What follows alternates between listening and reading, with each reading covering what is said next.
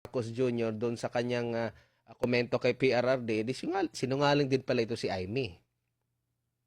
Oo, so kung ano yung parang nag-submit ka ng listahan, may blanco na approve sa plenaryo tapos in-enroll mo. Ang ibig sabihin ng enroll, natapos na yung parte ng Kongreso, in-enroll mo ngayon yung kopya para pirmahan ng Pangulo. So ano yung in-enroll mo? Yung kulang o kinur nyo, the document was cured at the level of enrollment. Mas malala yun kasi insertions yon. Hindi ka nagpapadala, hindi nag-a-approve ng BICAM report na may blanco. Kasi pag binigay mo sa technical committee yung pag-fill up ng blanco, wala namang karapatan ang technical committee na gumawa noon. Trabahong tamad yun, no?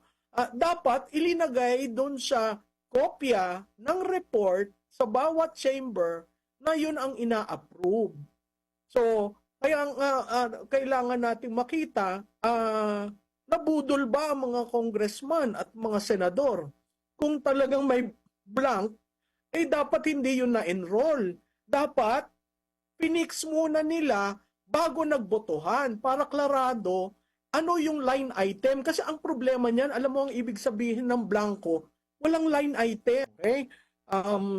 Siguro ang napakahalagang dapat natin makita, dun sa finalization ng BICAM report, yung mga chairs, yung chairpersons, ang nag-aayos dapat at nagkokompleto nung mga nung BICAM report.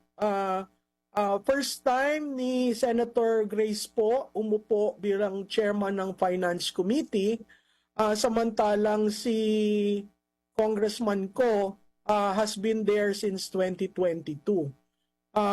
Na ang pagkakaalam ko, dahil first time ni ni Senator po umupo bilang chairman, si Senate President Chis Escudero ay malaki ang role sa pagpasa at paghihimay nitong bicameral conference report.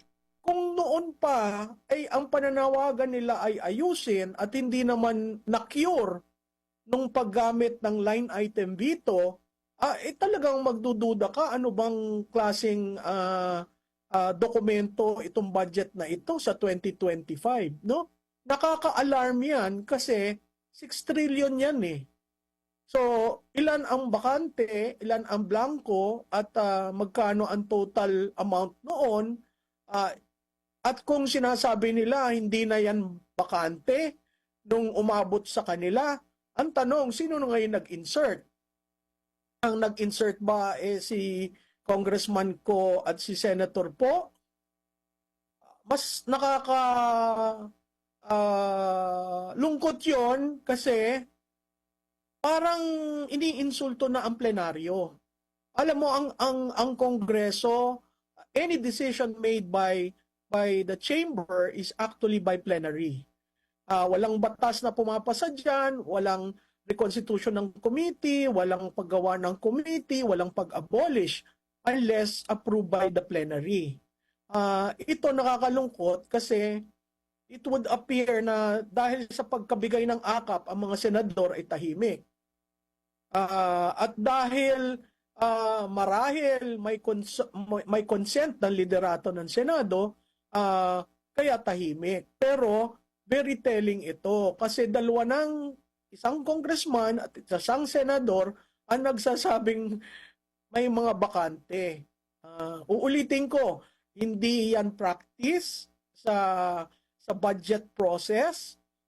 Oo, nangyayari yan, pero kalimitan, pinupunan yung blanco bago magbotohan. So ang binibigay sa plenaryo ay committee report na kompleto, walang bakante.